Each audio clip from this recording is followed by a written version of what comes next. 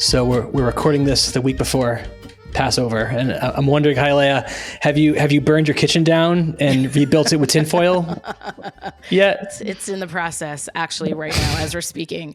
I am probably burning my kitchen down because the self-cleaning ovens are just, I don't trust it. I don't know. It's not, I'm very uncomfortable. So if I run out in middle, it's because something happened to my oven, but hopefully not. But yeah, it's a busy week. We'll, I'm sure, did we talk about it on the last episode a little bit? I think we did. If you want to hear more about the trials and tribulations of Passover, go listen to our old episodes about it. But I sent you a picture this morning and I said, people who are dead to me right now, and Pharaoh is definitely number one. I'm very resentful. I have a lot of issues with him. But on this episode, we again swapped out your father. Yes, which is always good when we have a guest, because exactly. It's always nice when we have a guest to actually hear the guest speak. Exactly. So that's good. But so on this episode, we're joined by Tanya White from Israel, who is a scholar, a writer, an educator at Matan Women's Institute for Torah Studies, and a lecturer at Bar Ilan University. Whoa. So welcome to the show, Tanya. Thank you. I'm so excited to be here with you both. I know. And you have a good British accent. You're going to sound really smart on this episode compared to us. Great. It's just about the accent. It'll definitely bring the IQ points up a couple points on the on this for sure. So I first learned about you, Tanya. I don't remember how I heard about the podcast, but I heard about your podcast, Books and Beyond, which is originally it was an 8-part series discussing 4 of Rabbi Jonathan Sacks's books, and I think I listened to all 8 episodes in like 2 or 3 days. Wow, that's super impressive. It's a great podcast, and ChayaLeah and I have been talking about wanting to do an episode about Rabbi Sacks for a while, and so we figured it'd be great to have an expert on Rabbi Sacks and his philosophy on the podcast to talk about him and other pressing Jewish topics. Correct. But before we get into that, could you just give a quick bio, what your background is? Sure. Okay. So when someone asks for a bio, I always wonder, do I go down the, professional academic? Do I go down the family? Which hat am I wearing everything, today? everything. Everything. Yes. You want to know my whole life journey? Were you born? We'll be here for a few hours. Really, my bio is, as you said, I lecture in various places, really of Torah and Jewish philosophy. My style, most people say, is quite unique. I kind of try to infuse Torah narrative with a theological, psychological, philosophical framing, which makes for some very kind of, I think, novel, different, deep readings of the biblical text. And on top of that, I also teach Jewish thinking, Jewish thought, contemporary Jewish thought. My journey is I started in London, and did all the university and my undergraduate and master's degree. And then we made Aliyah, and I was teaching at the time in a school. When I came to Israel, I really decided that I wanted to go into some form of Jewish education, but I didn't want to go into the school system. And I went to go and learn at Matan in Renana. That's where we made Aliyah to originally. We then moved to, as I was telling you, a very interesting eclectic moshav, which was Yemenite, is the kind of Yemenite moshav, but they did an expansion for kind of young modern Orthodox families. So we were 35 families. We moved to this moshav 18 years ago. We bought a plot of land and we built. We really lived the Israeli dream. And every time I bring our hundreds of avocados and lemons and oranges and many other fruits into our house, which we literally planted. My husband planted the garden all on his own. Wow. And I think this is living the dream. Yeah. So we moved. And then I did my doctorate quite a few years later. at Bar Ilan. I did it on post-Holocaust theology, the theology of Rabbi Yitzhak Greenberg. And yeah, thank goodness I now teach a course on Rabbi Sacks at Bar Ilan University, and I teach at Matan Institute for Torah Learning in Renana and at various other adult institutions around the world. And yeah, that's me. I am a mother of 4, very proud mother of 4 daughters. The oldest is an officer in the IDF. Oh, wow. God bless your husbands. Oh my God. Yeah. He's a surgeon. He's never at home. Okay. His excuse is that he's saving lives, but we know that's just because he does not want to be amongst the many hormones that are happening in the house. It's funny. I have 4 boys, so I'm in the opposite. Yes. Wow. My brother's got 4 boys as well. So we balanced it out. And I only have brothers, so I was always happy with the girls. Yeah. That's nice. But yeah, 4 girls, this can be challenging, but thank goodness I'm very, very proud of them all. And yeah, that's awesome. Me. Did you grow up modern Orthodox or what? I grew up modern Orthodox in London. The truth is that the school that I went to had many, many different types of Jews. Like there were a lot of modern Orthodox Jews, but the school itself was quite Haredi, meaning the teaching, I mean, it wasn't meant to be because but the teachers were all more Haredi and ultra Orthodox. And yeah, but it was, I didn't get the best education growing up, Jewish education. Well, who general did? education either, actually, to be honest. Same. And when I went on my year off, I suddenly had this epiphany that I'd wasted so much time, and how could it be that I wasted so much time? And I think at that time I definitely didn't see myself as becoming a Jewish educator, but I think that kind of that sudden epiphany, sudden realization that there's so much I don't know, drove a lot of my future trajectory. And even today, I feel like I'm constantly the more you learn, the more you realize you don't know. Oh my, totally. I know.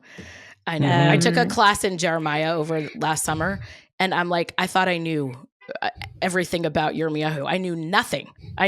About the story. It was shocking. So it's true. The more you learn, the more you realize that there's so much more to learn. There's just so much. I look sometimes at the Jewish library at Matan's got an enormous, library. I just think we have such a rich legacy that we could just spend our whole lives and we still wouldn't be able to touch on everything. I know. And it's such an incredible thing to have, to have that richness and diversity in that legacy is incredible. So it's impossible to cover it all. So I've kind of really honed my focus in on contemporary Jewish thinking and biblical narrative related to Jewish theology. So that's kind of where I've gone. But there's moments where I feel I want to just dip into that. And it's very hard to, because you can't just dip into some things. You really have to jump in and swim. But you can't do that. Or, you can't do it with everything. So you always feel like you're missing out. That's so true. I want to just say one thing about Rabbi Sacks, and then I want to, maybe Jay can start the conversation about him. But one of the things that I love the most about Rabbi Jonathan Sacks is I hear him quoted in my Chabad shul. I hear him quoted by Reform rabbis. I hear him quoted at the Hartman Institute where I did a fellowship, right? Everyone is quoting Rabbi Sacks. And I don't know if people understand how enormous that is, because there are very few, especially contemporary thinkers, rabbis, scholars that have such a broad impact within the Jewish community. And so I am in awe of what he was able to do, and by reaching so many different audiences, because it's very rare. There are not many. It's hard to even think of 2 or 3 more people that get quoted as much as Rabbi Jonathan Sacks does in such a diverse way. So that's why I love him, and why I think he's one of the most important people to talk about today in 2025. So I want to just get into a little bit about Rabbi Jonathan Sacks and how you got, I don't know how you got connected with him or interested in his leadership, or wherever you go from there. Yeah, so let's start there. So Tanya, how did you end up getting engaged with Rabbi Sacks? Well, I grew up with him as the Chief Rabbi. I personally met with him on numerous occasions. He really kind of walked through my life with me, in the sense that obviously, you know, he wasn't in my home, but he was always there. And every book that he brought out, I was the first to go and buy it and to read it. And when I was a student, I would hear him in the city. When I was, you know, in university, and when I was a kid in the B'nai Akiva Bayit, he would come and speak. And then as I got older, I also made personal meetings with him, because I really felt that he was an incredible mentor to just, you know, to kind of guide me in certain things. So I maybe didn't even realize how privileged I was actually at the time, to have him as that kind of mentor figure. Which he was for so many people, not just me. You know, you think about this person who, you know, he's talking to prime ministers and kings and queens and leaders, and who made time for a 21-year-old student who really, he, you know, had no interest in, you know, I had nothing interesting to give to him. And he always made time for people like us, like his students, and people in London who were searching or wanted to meet with him. And he always made time to meet us, which, you know, if I think back, was the most incredible gift that we had. I think what you said, ChayaLeah, is really important.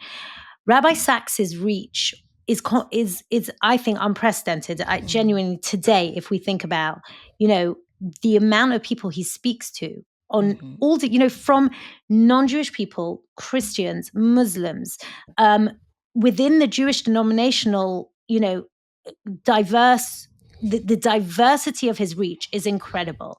And I think one of the reasons is he had this ability to take complex subjects and to simplify them to the extent that they remained complex and they remained deep, but they were simplified enough for the layperson to be able to pick up his books and read them.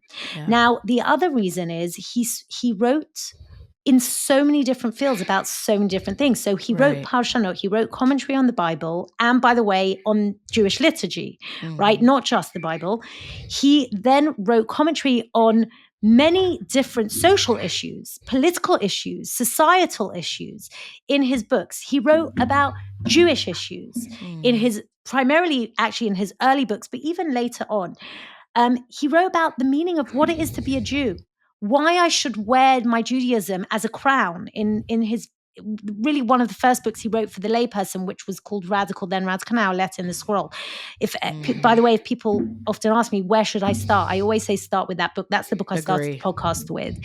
It's such, you know, it's so deep, by the way. And in many of my classes that I teach, we dig down deep and I show them the underlying philosophical principles and the complex subjects that Rabbi Sacks is really talking about.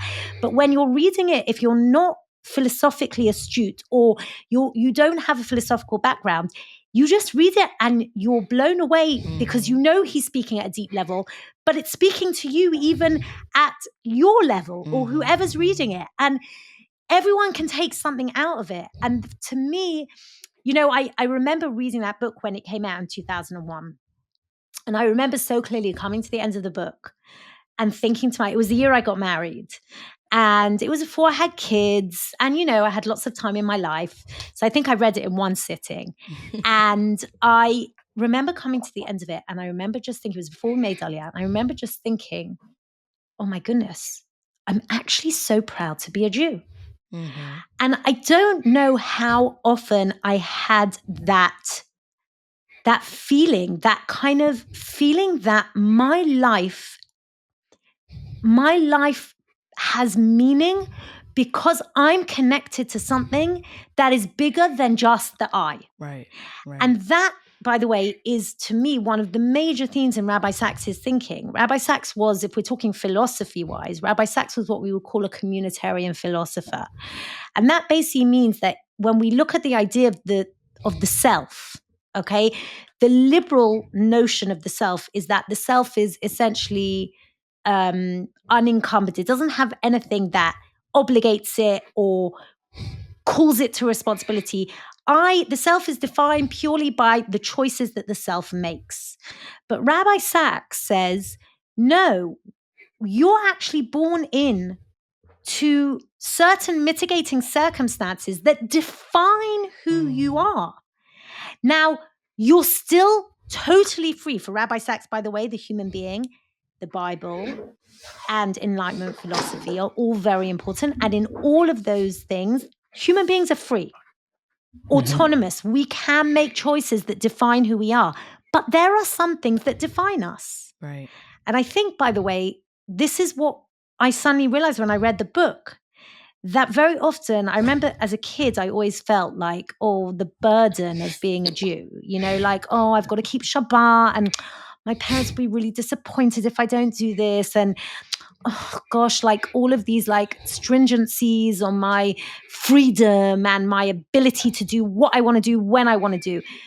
But what Rabbi Sacks makes you realize is that those constraints are often what liberate us. They're actually what allow us to be free.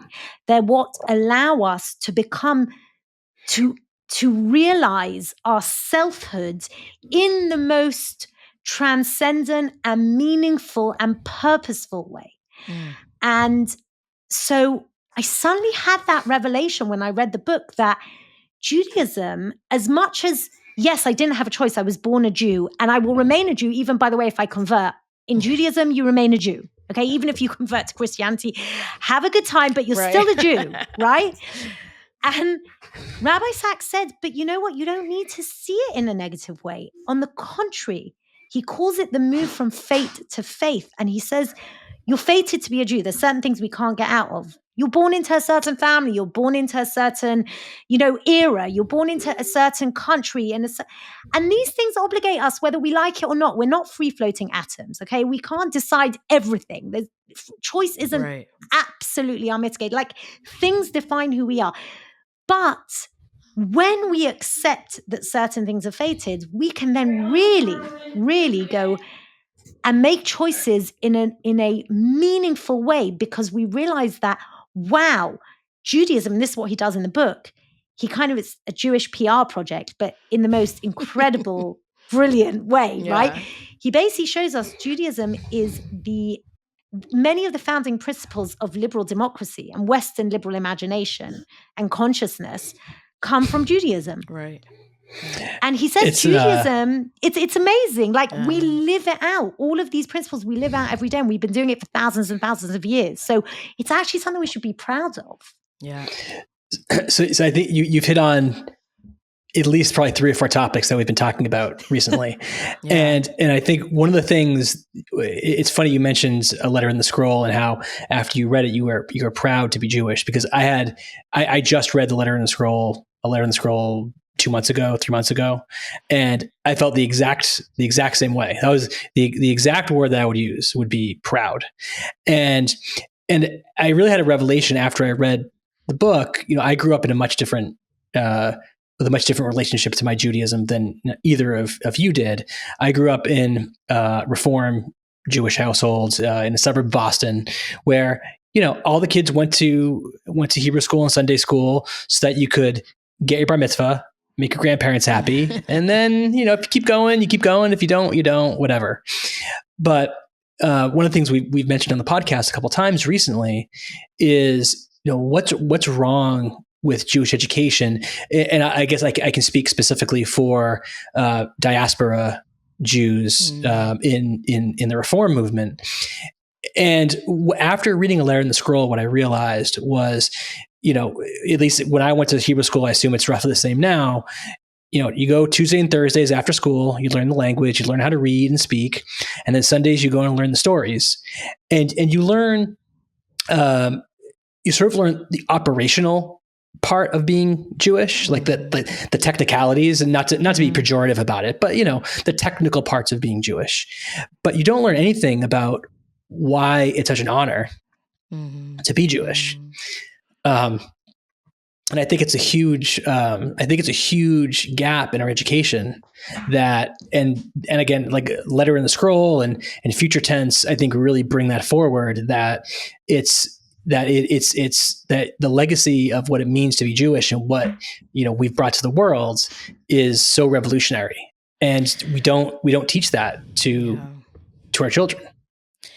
It's interesting because I had, I grew up obviously Chabad, religious, went to Jewish school my whole life. I've been religious my whole life. taught for many years, in high school, in a Jewish high school. And the first time I saw the YouTube video, Rabbi Sacks' YouTube video called Why I Am a Jew, I cried because I thought to myself, oh my God, this is everything I needed to hear right now. And I've watched that video a million times, and I've shared it a million times, and every single one of my students has seen that video.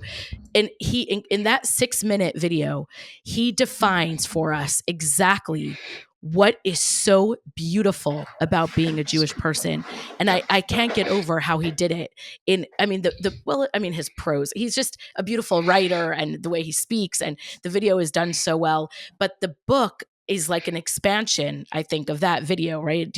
I think it's pretty much, I haven't read it, The Letter and the Scroll, in a while. Yeah, the video is made after the book. Right.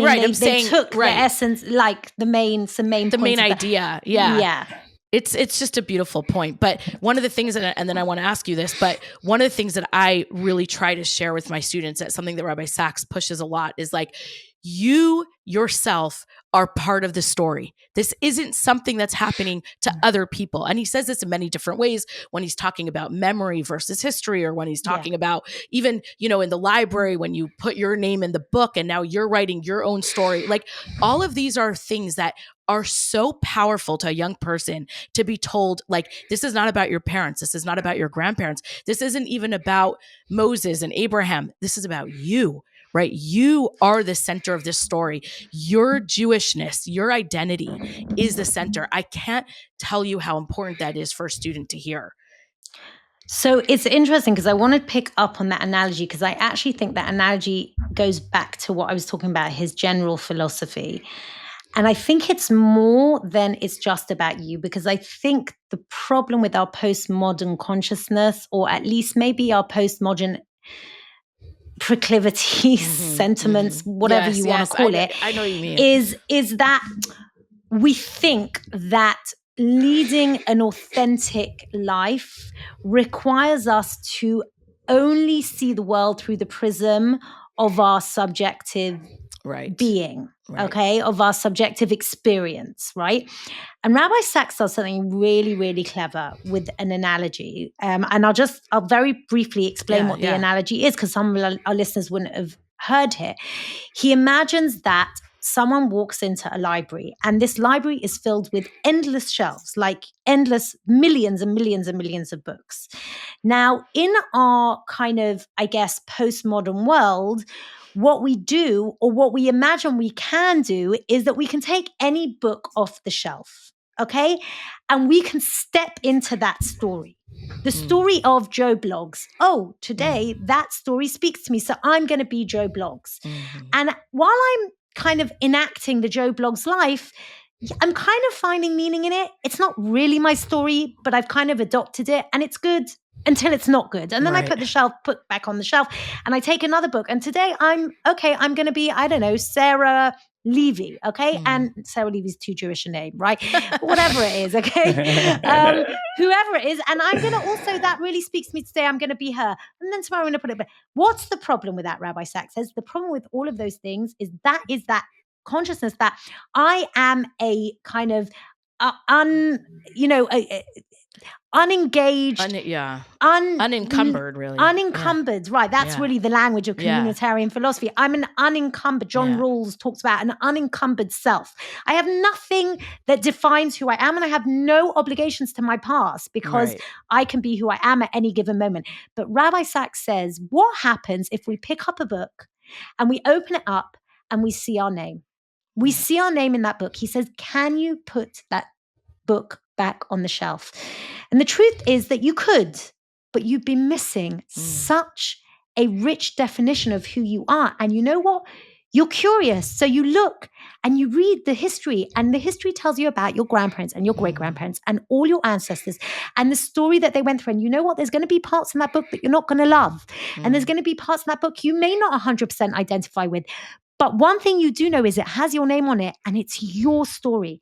And immediately you realize that you are part of that story. And then you continue and you continue and you come to the end, and there's a blank page. And that blank page is waiting for you to write your story. And that is how Rabbi Sacks defines Judaism. He says Judaism is both fate, meaning we're born into it, we don't have a choice, we have all of this history behind us, almost calling us. I imagine it as, I always talk about the idea of the invisible string, which I'll talk about in a second, but I love this analogy, which I'll speak about in a minute. But there's this string that pulls us to the past, right? To all of those things that come behind us. Now, again, in a postmodern imagination or consciousness or state of being, we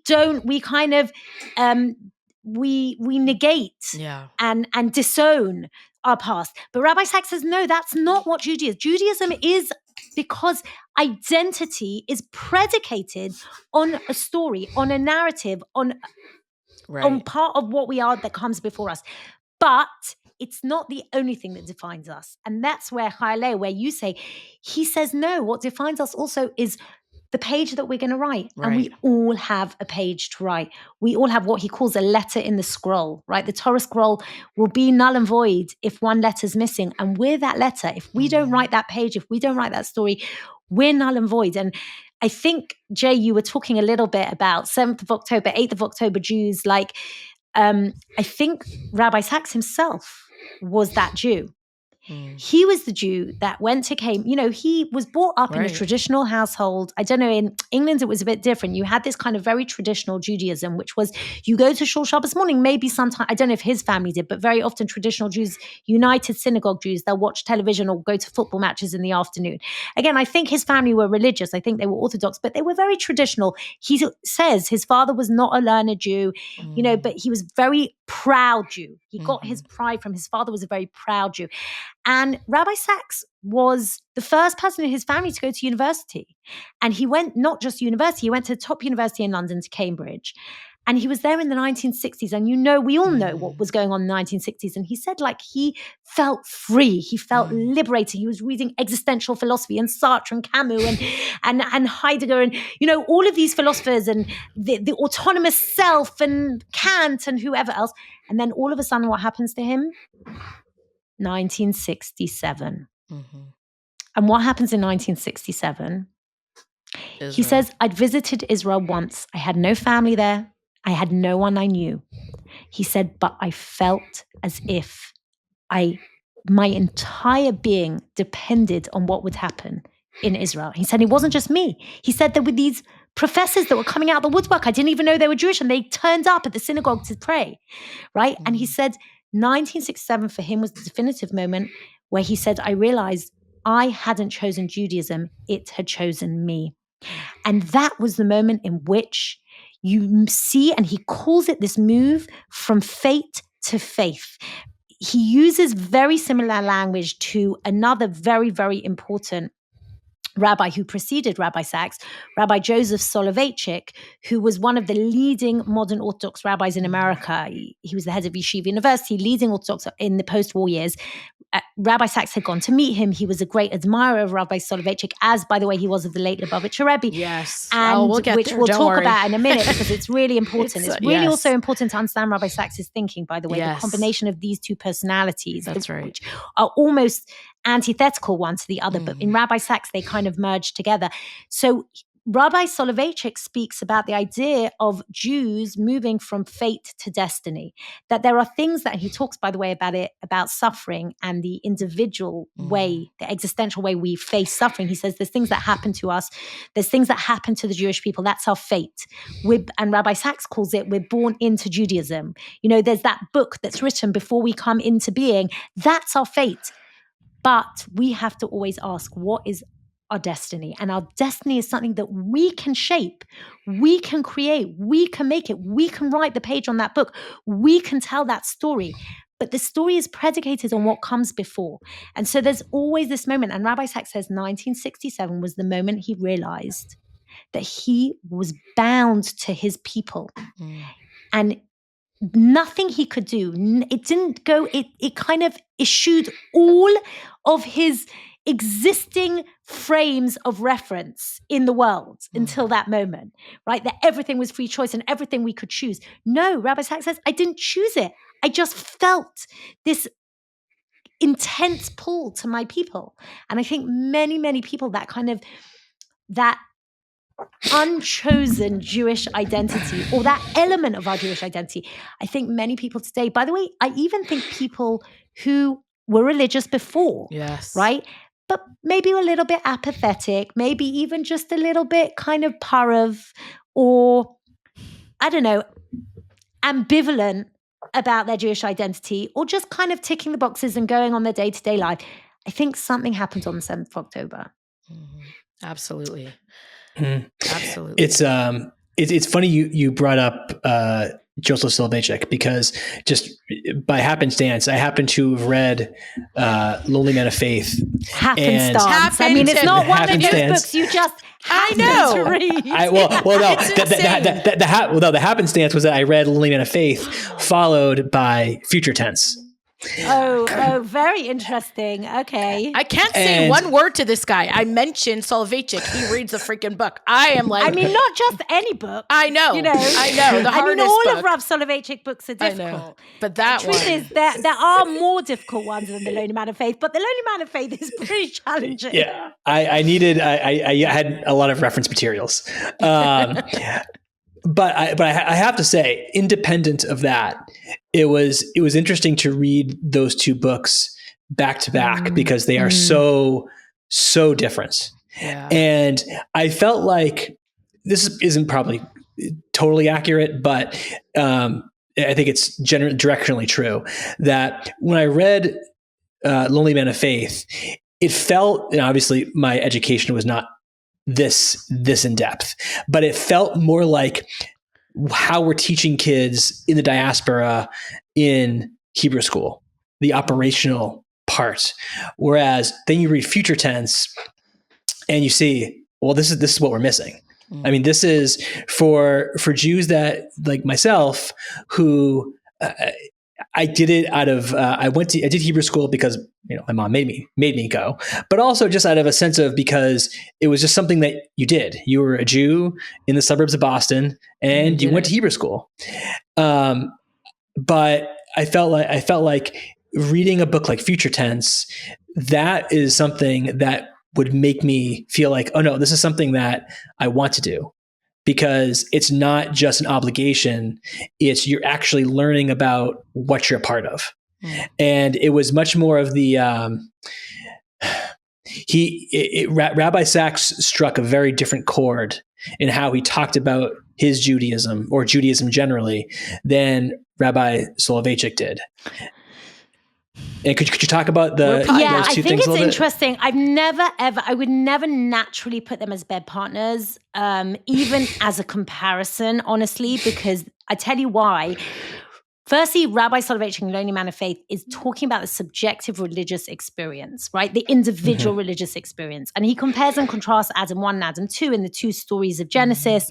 And he says Adam 1 is he says ultimately existing within each and every individual is Adam 1 and Adam 2. Adam 1 is the one who goes and conquers the world. He's created in the image of God. He wants to be the creator. He creates what we called a work community, where we see the other as a means to an end, and we're partners in bringing about a better world and reigning and ruling over nature, right? So, and then Adam 2 is what he calls the kind of existential philosopher. He asks the why question. Adam 1 wants to know how. How does the world work? And we find answers. He's the scientist.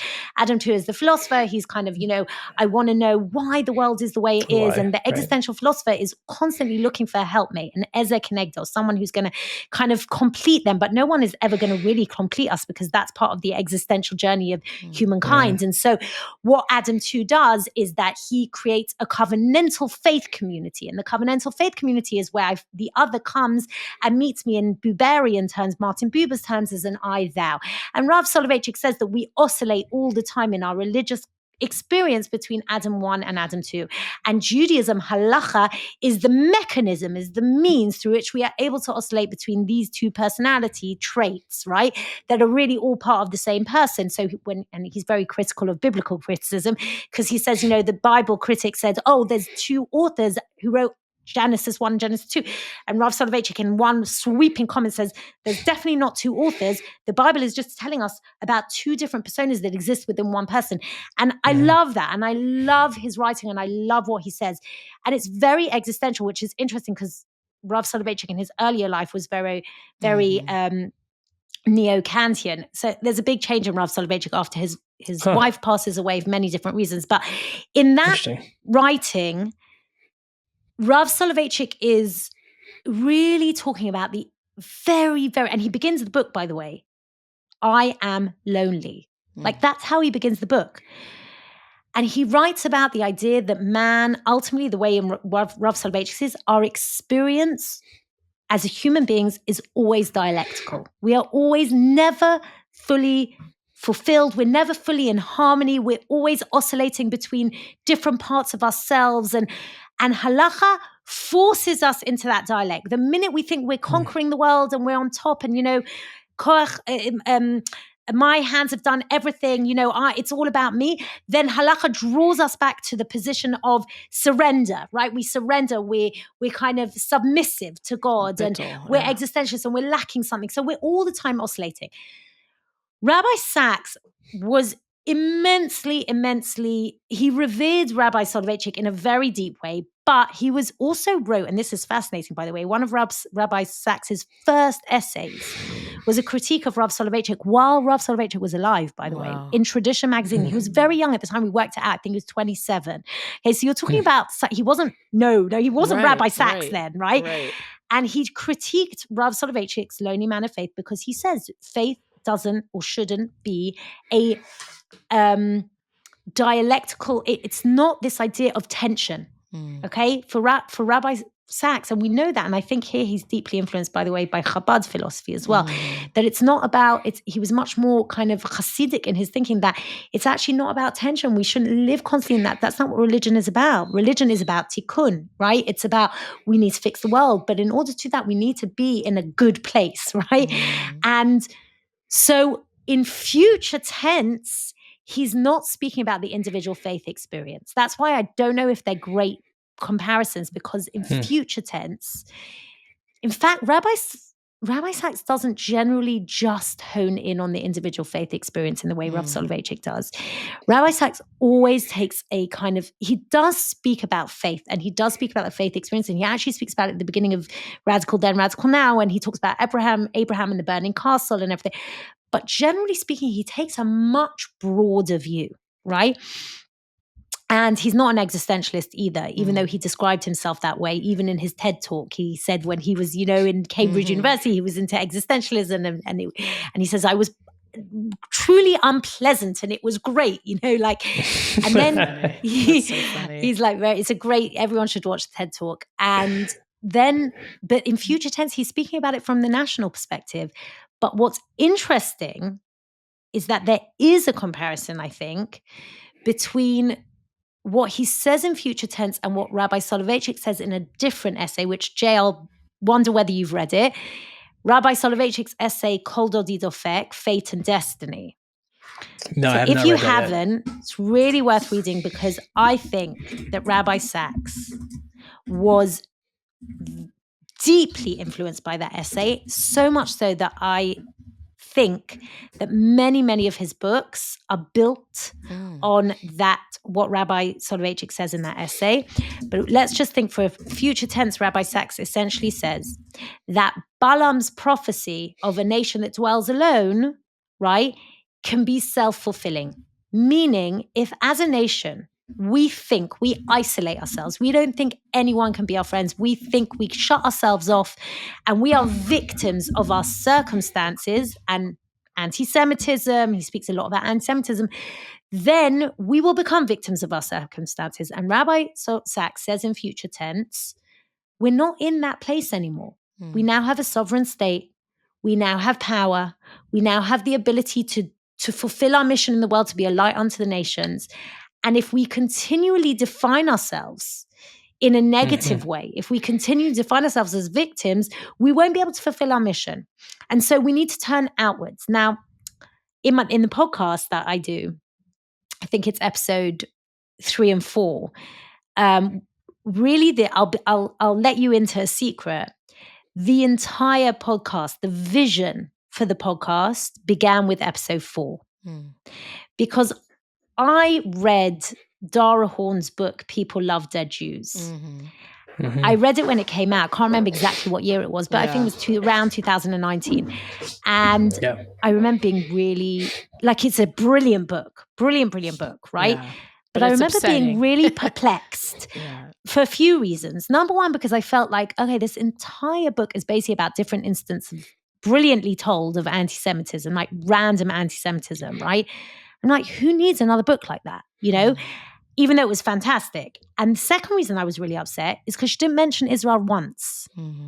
And I had just finished reading for the third time, I think it was, Future Tense, where Rabbi Sacks has a totally different narrative to Dara Horn. And his narrative is, don't keep focusing on anti-Semitism because it will just define who you are and isolate you. And actually, you need to be looking outwards to the world. We need to be engaged. Rabbi Sacks is saying while he was a chief rabbi, Judaism engaged with the world. Like, that was his whole mantra. And I imagine the two of them in conversation, Dara Horn and Rabbi Sacks. And when I had this vision for the podcast, I spoke to Joanna Ben Arosh, who was Rabbi Sacks' PA for many, many years, and she still runs now the legacy. And I said to her, tell me, Joanna, did Rabbi Sacks ever engage with Dara Horn? And you know what she told me? She said to me, just before he passed away, there was plans for them to have a conversation. And I thought to myself, that's what I'm doing.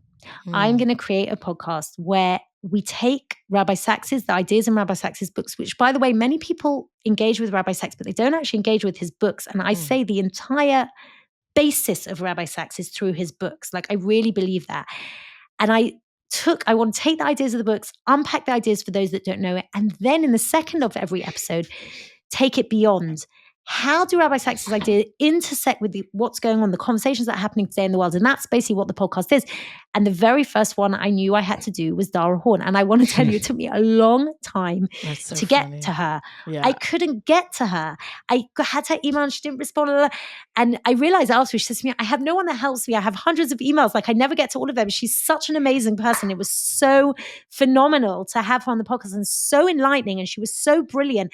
And I was like, I was so happy that I persevered getting her on. That's because amazing. That was where the vision began. And so, Jay, I'm saying, I think they're very different because one is focused, Rabbi Soloveitchik is focusing on the individual faith experience. And in Future Tense, Rabbi Sacks is focusing on the experience of how we define ourselves nationally rather than how we define ourselves individually. Right. Can I ask you a question? That was a very long answer to a very short question. No, that's good. It was a very good answer to a half-baked question. So that was very good. Tanya, I want to ask you a question because I love the way you describe what Judaism could be and should be for the collective and for the individual. And obviously you're basing a lot of it on Rabbi Sacks' work. I have a very simple question for you. How important is halacha to this vision that you have of what a Jew could be like or should be like? Because this is where I meet the struggle head on, right? Because I have young students. I'm just giving you a little bit of a background, but I work on college campus. My students are not engaged at all halachically. They don't have any background in it. The ritual they do know is kind of superficial, I would say. And I'm curious what you think how important is it to be a halachic Jew in order to get kind of the benefits of what you're describing? Okay, so I'm going to answer it from a Sacksian. I'm going to begin through Rabbi Sacks' prism, channel it through Rabbi Sacks' thinking, which, by the way, in many ways chimes with what I think as well. But I'll also add in a little bit about what I think also. So I want to begin with this, and I think it's really, really important to emphasize this. Rabbi Sacks was an unapologetic, orthodox, practicing halachic Jew. Right. And the reason why he was unapologetically orthodox practicing, and it got him into trouble at times, both from the left and from the right. Yes. Okay, both. Because some people believed he was pluralist, and some people believed he was, engaging with the reform when he shouldn't be, and other people. And then people said he was into interfaith and shouldn't be. And then from those on the left said he was being far too stringent when it came to halacha. So he got himself in trouble all the time, obviously, as a chief rabbi should, right? Yes, exactly. I think if a chief rabbi doesn't, then there's something wrong, right? Exactly. But the truth is, and I'll tell you the reason, Rabbi Sacks' vision is very, very simple. often people said, how could Rabbi Sacks, talk about Judaism, engage with the world, and, go into interfaith and have conversations with, many leaders of different faith and everything else.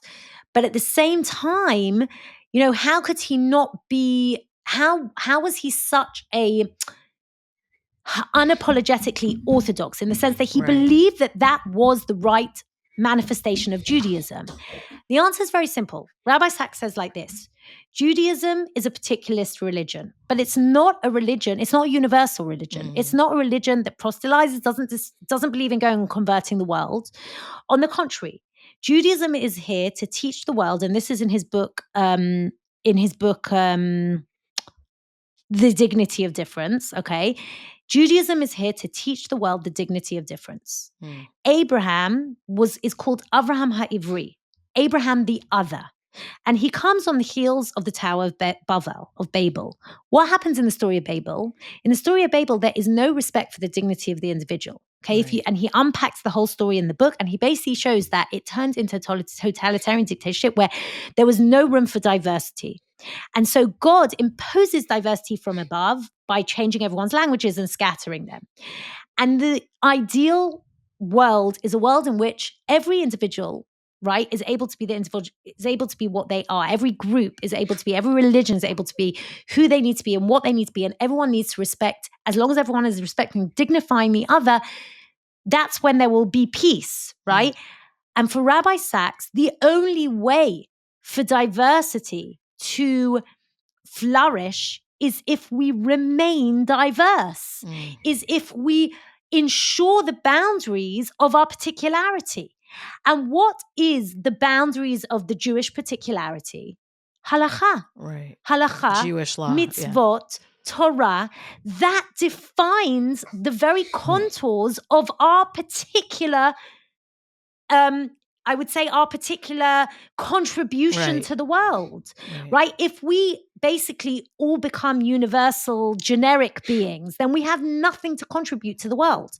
But Judaism has primed itself on its particularity. And again, this also kind of intersects with the way in which Rabbi Sacks understands anti-Semitism, which is always the idea that we are different and that we are the voice of morality and the voice of ethics and reason and whatever against the status quo, right? And why that kind of always creates tension. But for Rabbi Sacks, halacha has to be preserved. And it has to be preserved in a conservative with a small c way. Because if we push the boundaries, now again, what he stresses, by the way, is Judaism has to be engaged with the world. And so we have to, on the one hand, we have to conserve the boundaries. And on the other hand, we have to ensure that Judaism still remains relevant. Right. And that it can still be engaged with the world. And the way he does that is what he terms Torah, and this was his terminology, Torah and Chokhmah, which is Torah and wisdom, non-Jewish wisdom or secular wisdom, okay? Right. And Rabbi Sacks said that in order for us to be able to bring Torah to the world, we have to understand the world. And in order for us sometimes to also understand elements of the Torah that are related conditionally to the time that we're living in, the world has to apply to the Torah. So, and that's exactly what Rabbi Sacks did. Rabbi Sacks stood at that crossroads and he brought the outside world into the Torah and he brought the Torah to the outside world. And he did it in a way, and you said it right at the beginning, how could it be that Rabbi Sacks spoke to so many people? Because he understood exactly how to navigate that very, very difficult place of Torah and Chokhmah. What do I bring to the world and what do I take out to the world?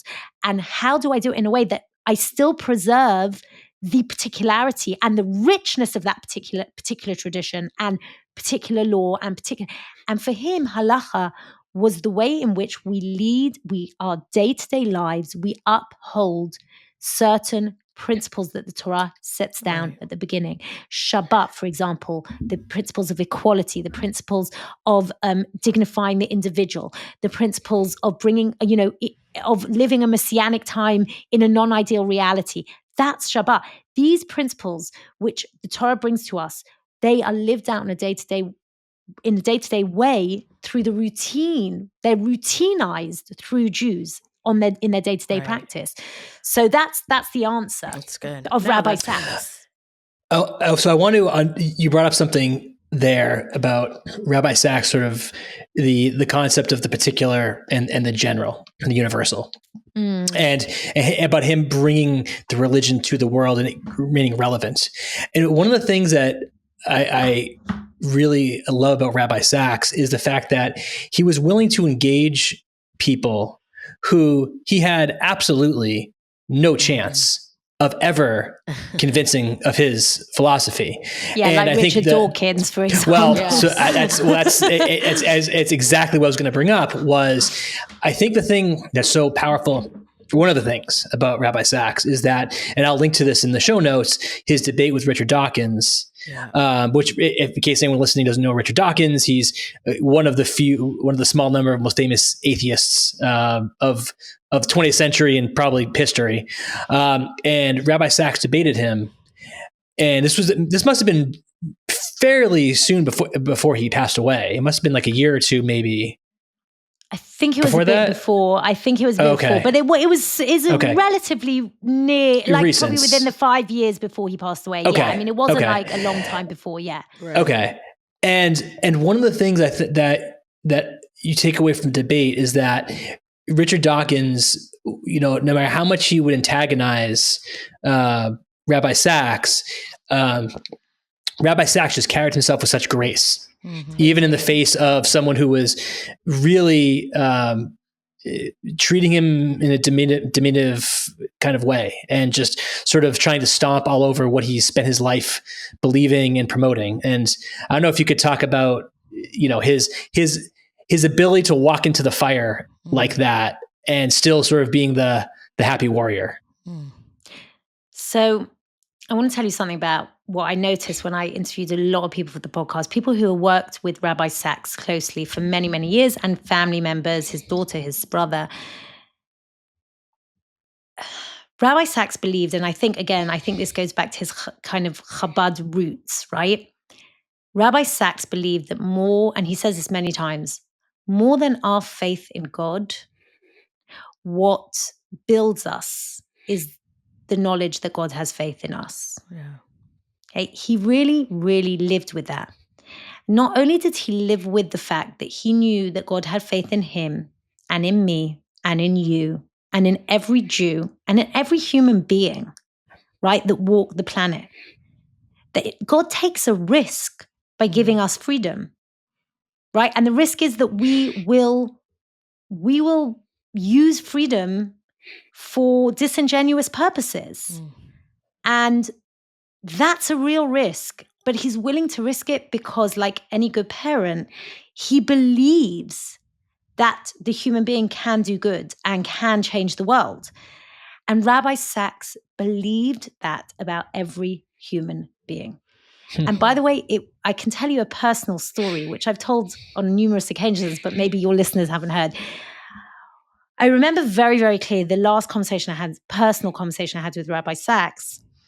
I was debating whether I had some very big health issues when I was 32. I suffered, unfortunately, a stroke and whatever, some very, very like life-changing issues. And we went to England for the year because my husband was doing his subspecialty, and we came back to Israel. And I had 3 very young kids. But I really felt that I needed to do my doctorate. Like, this was it. Like, sometimes when you have that kind of face-to-face with mortality, you're like, you don't know when your time is ticking, and I need to do something I need to do. So I called Rabbi Sacks and I said to him, is this a crazy idea? Like, you know me, you know my trajectory, you've seen me, you've watched me develop. Like, you know that I have young kids at home. Like, is this crazy? And you know what? He turned around and he said to me, Tanya, I am not going to tell you what to do. He said, but I know, he said, I know that whenever you do choose to do it, and you will do it at some point, whenever that happens to be, you will grow and you will expand and you will enrich. He said, but two things I want to tell you. Number one, you need to make that decision. And number two, never stop teaching. That was his last words to me, never stop teaching. And I remember I put the phone down because I was living in Israel. He was in England. I called my husband. I was like, he really didn't help me. I was like, you didn't tell me what to do. You didn't tell me what to do. And my husband was like, what did you think he was going to say? I was like, I don't know. I thought he'd just give me a definitive answer. Like, I know. But with hindsight, I realized exactly what he was doing. And it was funny because I spoke to many people afterwards who also had bought him something.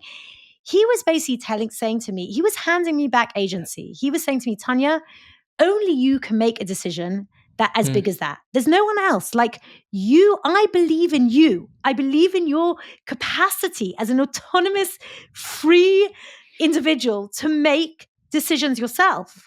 And I'm not going to make that decision for you. And only with hindsight, I realized that he's so right. No one else can make a decision like that except you.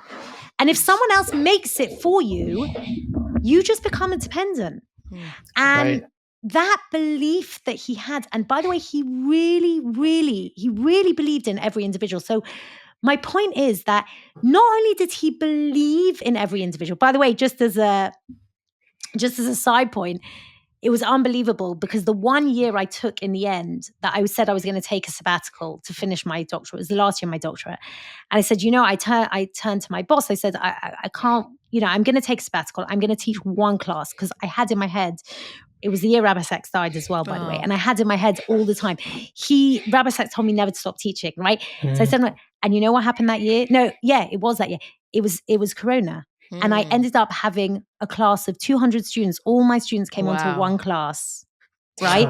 And I ended up teaching all the students. Wow. Which was like, I kind of looked up to heaven at one point. I was like, are you having a laugh? It was unbelievable. Anyway, so that was like aside by the point. My point is that even Richard Dawkins, and it was so clear that there was at certain points in which he was very aggressive towards Rabbi Sacks.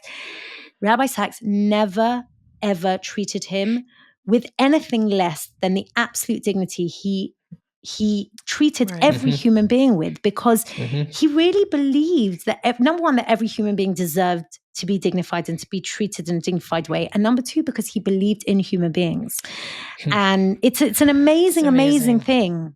I want to tell you, I have a quick personal story. So, when you come from an ultra-Orthodox community like I do, there's sort of a hierarchy, I think, of people who are considered authentic teachers and people who are not. And we have in Chabad, we have a serious issue with this because Chabad never really developed, I think, like a normal hierarchy, because there was the Rebbe and then there was almost no one. And then maybe there's like a few people, many, many levels down, right? So it's a complicated relationship with authority and teachers. And so I was asked to give a class. This was one of the first time I was ever asked to teach a class for women in my community, for Chabad women. I taught high school and I taught like in my father's Chabad house, which were non-Orthodox women for many years. But this was the first time I was asked to teach like a Chabad crowd.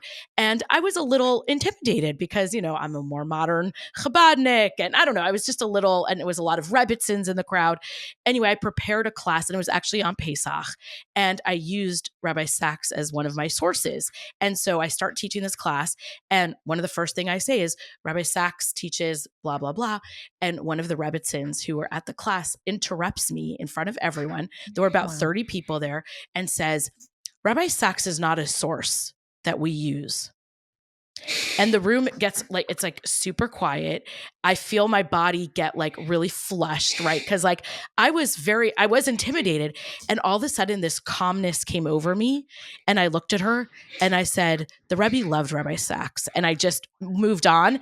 And every time I teach in the community, I always quote him now. I don't care. I'll make up even if it has nothing to do with what I'm teaching, like I have made it because that I was not going to let her take this away from me in that moment. Right? Like it was more of it was really a judgmental call on me more than anything else. It wasn't about Rabbi Sacks, but anyway, I'm telling this story because people don't appreciate that there really is something so special about him that I could say the Rebbe loved Rabbi Sacks. And I don't want to hear, I don't want to hear anything from you. You know that they found ChayaLeah. There's an amazing. Firstly, there's so much to say about the relationship between the two of them. Yes. But I want to tell you that there's an amazing thing that they just found. There was a letter Rabbi Sacks wrote to him and asked him, should I take the position of the Chief Rabbi? And the Rebbe wrote back, and all he did was he did like how do you call it, like a semicircle with arrows to swap around I and should. Oh, I should take the chief. Yeah, I love that. I've got shivers because it's such an amazing. Yeah. And obviously the very famous story when he traveled there and this is everything that happened after 1967. In 1968, he traveled to America to search out all the great rabbinic leaders of the age. And there he met Rav Soloveitchik and Rabbi. He met many, but it was Rav Soloveitchik and the Lubavitcher Rebbe that really impacted him. And the Lubavitcher Rebbe, and this, by the way, goes back to this notion of one we haven't even discussed. I mean, there's so many elements of Rabbi Sacks to discuss, but like the notion of responsibility, like I always say, there's a triangle in Rabbi Sacks' thinking of the freedom of the individual, responsibility, because you can't have freedom without responsibility, and covenant. One of the big themes of Rabbi Sacks, the idea of Brit, the idea of covenant. And responsibility and freedom leads me to covenant with God and obviously other people. But the thing I wanted to say was that the Lubavitcher Rebbe, he says to the Lubavitcher Rebbe, about this, and I want to know about this, and faith, and the Lubavitcher Rebbe turns to him and says, tell me something. What are you doing for Jewish life in Cambridge? And Rabbi Sacks responds to him and says, well, in very British language, well, the situation in which I find myself, and the Lubavitcher Rebbe stops him and he says, you don't find yourself in a situation, you put yourself in a situation.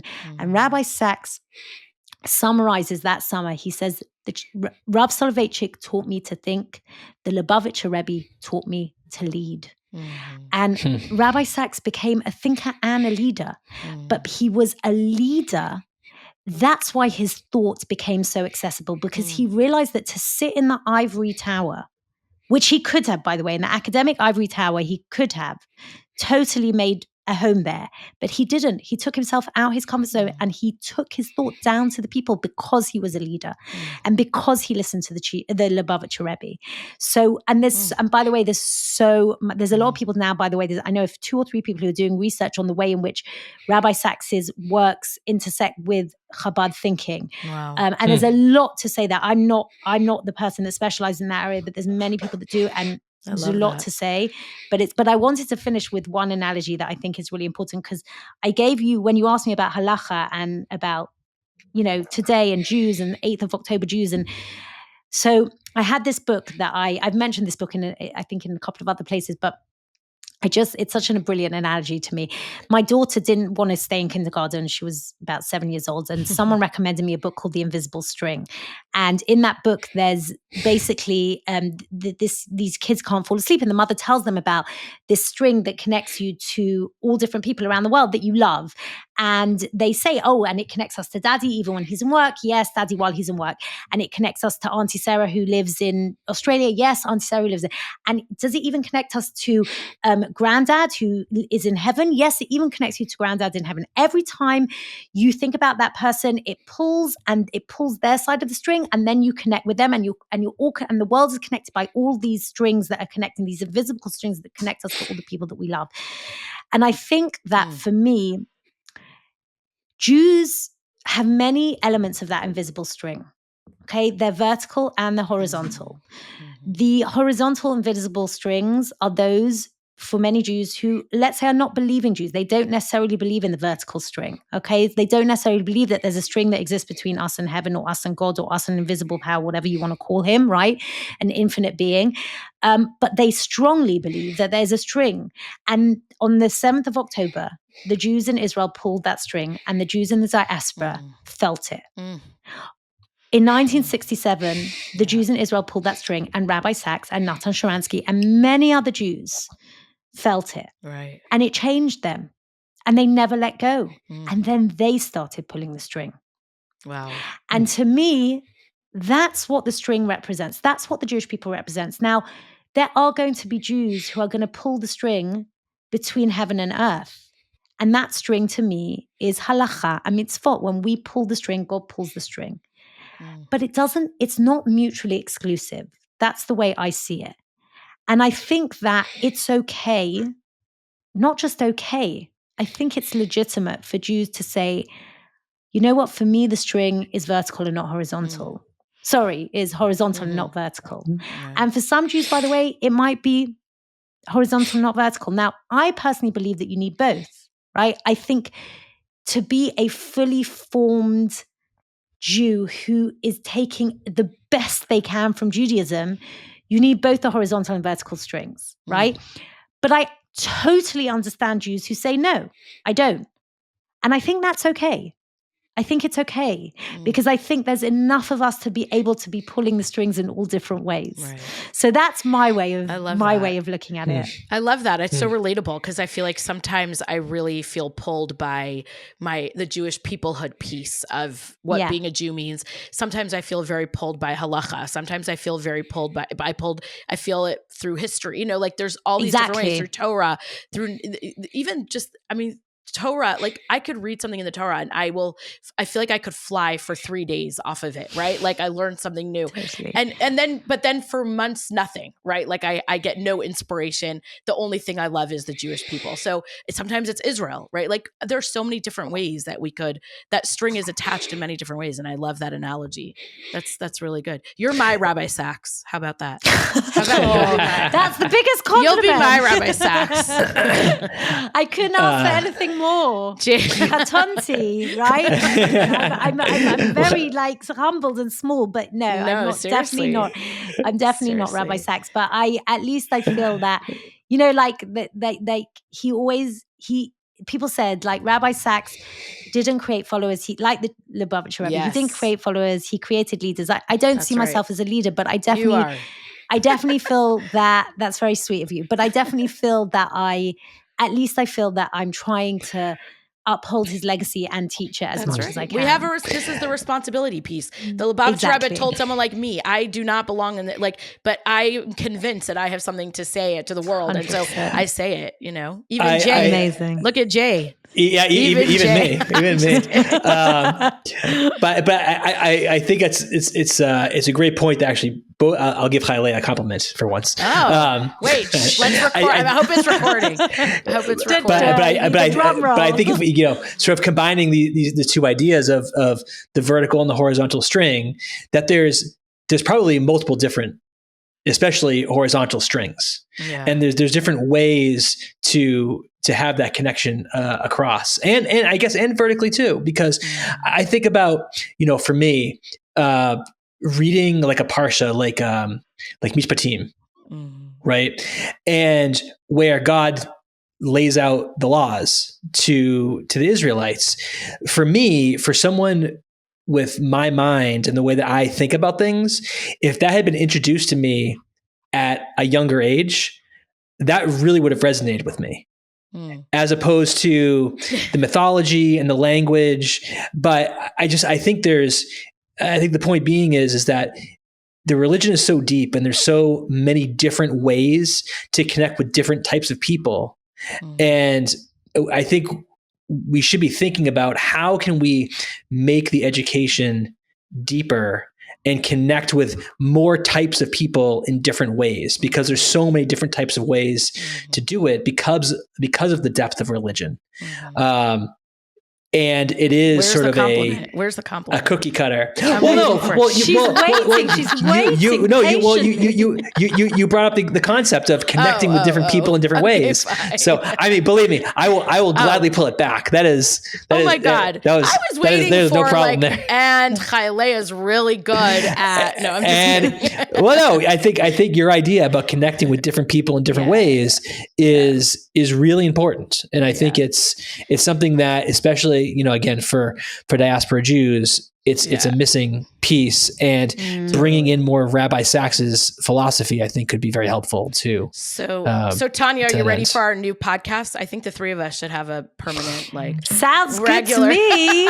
I've loved it. Let's go. This was great. Yeah, it was great. Thank you. Thank you so much for giving the time. joining. The week of Pesach, I can't stress enough what it means that you gave up your time now. I really appreciate it. With the greatest of pleasure. There's nothing I enjoy more than speaking to people like you about Rabbi Sacks. I mean, really, for me, it's just, this is like leisure time. I know, but I want to talk to you another time about you and your ideas and biblical narrative. I'm interested in that. Yes. So we'll definitely do another one. More than happy to come part back two. on. Yes. Exactly. For sure. We'll do a part 2 for sure. But stick on for 1 sec just while it's uploading. Thank you, Tanya. Thanks, Tanya. Happy Pleasure. Pesach. Bye-bye.